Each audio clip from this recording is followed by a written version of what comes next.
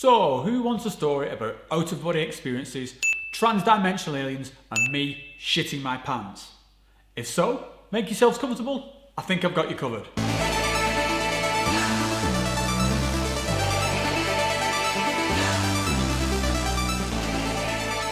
This is a trip report of the first time I got that holy shit kind of experience with ayahuasca.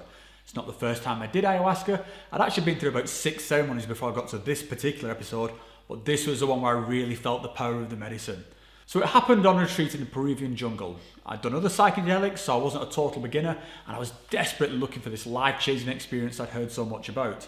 I'd already sat through a couple of ceremonies already on this particular retreat, and I'd had some interesting effects, but nothing that really blew my mind. So I decided then, on that particular night, I was going to push this as far as I could go. On previous nights, I just drank 1 cup, but tonight I was going to double up and drink 2 right at the start. Now, part of the reason I thought this was a good idea is that I was sharing a room with this really peaceful Zen dude called Nick, and he mentioned he was going to drink 2 cups that night, and he always looked like he was having a good time, so I figured if he's drinking 2, then I'm drinking 2. And at the time, that just made perfect sense. Now it's kind of cringy to think how stupid it sounds. So it came to the ceremony, I downed 2 cups of Ayahuasca as my first dose. It was a lot of liquid, I really had to glug it down. I got back to my mat, rinsed my mouth out, and I waited to see what the night had in store for me. At first I remember thinking that not much was happening. I was sitting upright with my back against the wall of the Maloka, I was feeling pretty calm. A little bit of nausea started to wash over me, so I thought I'd better get into my standard purging position, which is on the floor on my hands and knees. Now before I could even move, I heard someone call out, "Whoa! Shit, what was that? Was that me?" Suddenly the purge hits me and I've got my head in the bucket. But even as this is occurring, I'm also stood up slightly to my left, looking down at myself on all fours. There is 2 me's. There's a guy on all fours purging and the guy watching himself purging.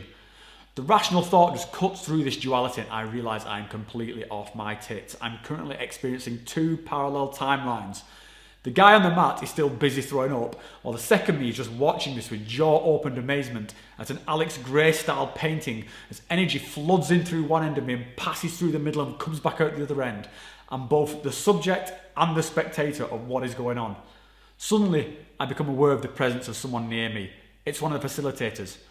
"Hey Rob, what's going on with you, buddy?" I desperately struggle to remember this guy's name, but then an even greater challenge to remember what kind of species I am and how to communicate. "Dylan, I don't know what the fuck's going on." His name's actually Dolan, but he's very gracious about me getting his name wrong. "Rob, you need to try and keep your voice down, dude. Try and be mindful of other people's experience." Which is really just the nicest way of telling someone to shut the fuck up. So while purging me is being told to settle down by Dolan, meanwhile astral projection me is in dialogue with the transcendent life force of the universe. "What do you want to know?" it asks. My mind turns blank, like when you bump into someone you admire and your brain just stops working. I guess you could teach me about the planets and stuff? Immediately, a 3rd plane of existence opens. Now, in addition to the puking noise in me and the astral projection me, there is a new parallel timeline, which is me watching the planet Earth spin around the sun. It's like I'm watching one of those astronomical videos which show the different celestial objects to scale, constantly zooming out so that the next object can dwarf its predecessor. This is the Earth, this is the solar system, this is the galaxy, this is the local cluster. The universal intelligence continues to narrate it as my mind's trying to comprehend the vastness of eternity. I'm travelling through hyperspace, my mind is completely blown. Meanwhile, back in the Maloka, back in reality, I'm becoming a problem. I keep shouting out, "Whoa!" and I've started thrashing around on the mat. Dolan asked me to acknowledge if I can understand him, and I managed to scrape enough of my wits together to respond, yes, I understand. But it's just a token gesture. The lights might be on, but I am far from home. Rob, close your eyes. Something's happening around me. I feel like I'm being lifted up, and then something gets sprayed into my face. I recognise the smell of agua florida. The icros are loud in my ears because the shaman has come over to try and calm me down. He blows mapacho smoke onto me, and he's patting me with his leaf rattle. I hear a voice. I think we need to move him. Has something gone wrong?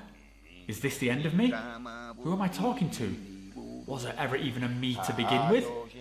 Reality is about as far away as it can get. I'm not even sure I'm ever coming back. I'm not sure I even want to come back.